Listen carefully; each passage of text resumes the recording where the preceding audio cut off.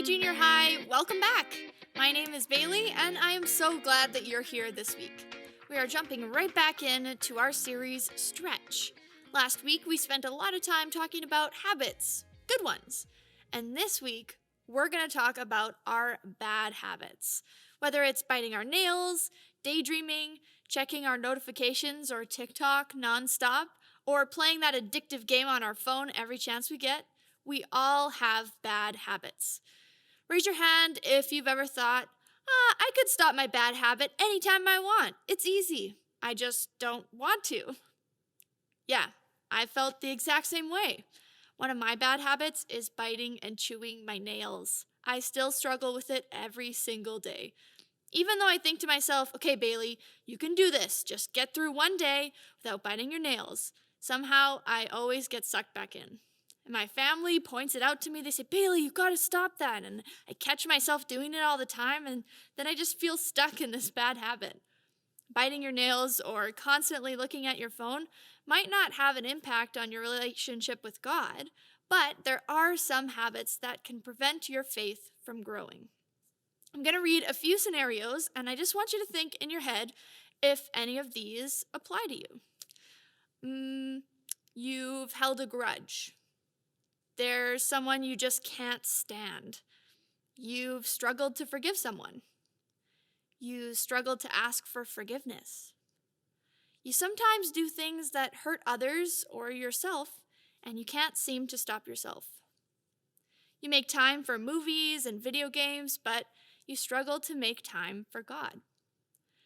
The Bible uses the word sin to talk about the bad habits that harm our faith, and it reminds us that we're all prone to mistakes and failures. We all have room to grow.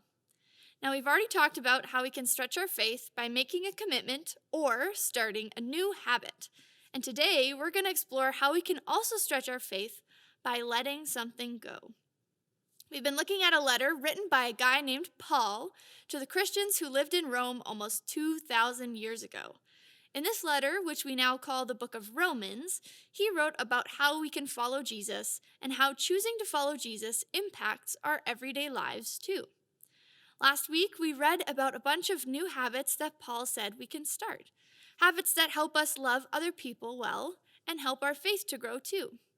Now let's see what else Paul had to say about how we can stretch our faith. This is in Romans 12. Agree with one another. Don't be proud. Be willing to be a friend of people who aren't considered important. Don't think that you are better than others. Don't pay back evil with evil. Be careful to do what everyone thinks is right. If possible, live in peace with everyone. Do that as much as you can. My dear friends, don't try to get even. Scripture says, if your enemies are hungry, give them food to eat. If they are thirsty, give them something to drink. Don't let evil overcome you. Overcome evil by doing good. Paul gave us a pretty extensive list in these verses of some things that we need to let go of in order to grow our faith, like being proud, being know-it-alls, holding grudges, looking for revenge, letting sin, or the mistakes that we make, control us. There are a lot of don'ts in this part of Paul's letter. Depending on your personality, these don'ts might affect you differently. Maybe you like being told what to do because it gives you clear directions. Or maybe you immediately want to rebel and fight against it because you don't like being told what to do. Maybe you feel ashamed or hopeless because you're not sure how to stop doing some of the things that Paul said not to do. And all of those thoughts are totally okay. And I just want to remind you, this is a safe space for you to talk through some of these thoughts and questions in your small group. CircleYouth is a place where questions and doubts are totally okay. You can belong here even if you don't believe what we believe. Now, the problem with a long list of don'ts is that it can leave us feeling lost. When we're told all of the ways we shouldn't talk, react, or treat people, it might leave us wondering, well, then what should I do? How should I respond when I'm hurt, angry, or frustrated? I don't want to let sin control me, but how do I stop? With some of my bad habits, I've realized that in order to let go of the bad habit, I have to grab on to a new habit too. For example, my bad habit of drinking too much coffee and late at night too. I had to let go of drinking so much coffee and I grabbed on to drinking caffeine free tea at night instead. Or another example, my bad habit of eating fast food too much. I know McDonald's right across from the church, so easy. I still struggle with this one. I can let go of eating fast food by grabbing on to the habit of packing my lunch the night before. I've had to deal with a lot of bad habits, and they've all taught me this important lesson about faith.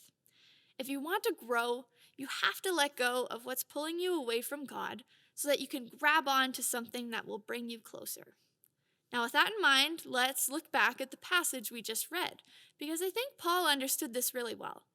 You see, Paul didn't only give us a list of don'ts, he also gave us a list of do's. Paul said to let go of being proud, being know-it-alls, holding grudges, looking for revenge, letting sin and our mistakes control us. In their place, Paul said to grab onto humility, compassion, integrity, peacemaking, and goodness. Paul wrote this letter because he wanted to see his fellow Jesus followers grab on to what God wanted for them. But before they could do that, he knew that they needed to let go of the harmful things that they were already hanging on to. Letting go of our bad habits isn't easy. It's a pretty difficult stretch. If you want to see your faith stretch and grow stronger, though, the good news is that you can. And you've got a whole community here to help you with it. You can let go, detach from the habits that are pulling you away from God, so you can grab onto new habits that will pull you close again. You can stretch your faith by letting something go. Changing any habit is hard because our habits are the things that we do automatically without really thinking about them. But although our habits are automatic, they don't need to be permanent. One of the best things we can do when we're trying to break a bad habit is to seek out accountability. We have to get clear about which behavior we want to let go of and then ask other people to help us with it. Now, we can't be accountable to ourselves unless we get really specific about what we want to change. And we can't be accountable to others unless we ask people who love us to check in on us, encourage us, and challenge us. And if this is something that you want to try, I know your small group leaders would be so happy to stretch with you together. No matter what you decided to let go of today, remember this. If you want your faith to grow and be strengthened, it doesn't happen overnight. It has to start somewhere, and it can start today with a simple stretch. You can stretch your faith by letting something go. Now, before you head off to your small groups for some discussion, I've got some super exciting news to share with you. So listen up, stretch if you need to, and get refocused, and listen up. Our church, Circle, is once again partnering with World Vision to provide clean drinking water to thousands of children in the countries that need it the most. We will be doing the World Vision Global 6K for Water at the end of this month. Now, 6 kilometers is the average distance that kids like you need to walk every day just in order to get clean water. And this event is going to be a way that we can support them, raise money, and help bring accessible clean water to those that need it most. So CircleYouth Senior High and Junior High are going to be partnering together to try and reach a few fundraising goals with some pretty crazy incentives. So here we go. The first goal is $500, and if we reach that, John and I are both going to get 5 pies to the face at youth. Our next goal is double that, $1,000. And if we reach that, John is going to get his legs waxed, and I'm going to get slimed in the parking lot. And our final tier is if we raise $1,500 as a CircleYouth team, John is going to dye his beard, and I'm going to dye my hair, maybe even a color that you guys get to choose. Now, we really, really want each of you to participate in this opportunity to love others around the world. I'll be sending out more info by email to you guys, to your parents, but just save the date in your mind, May 29th. That's the day when everyone's going to walk 6K. And I will continue to update you guys on our progress each week. And I'm so excited to actually go for the walk. I did it a couple years ago, and it was really fun. So that's some news for you. Think about that. And thanks for listening this week. I hope you made some awesome Bob Ross paintings at Youth tonight, and I hope to see you back here next week. Have a great small group discussion.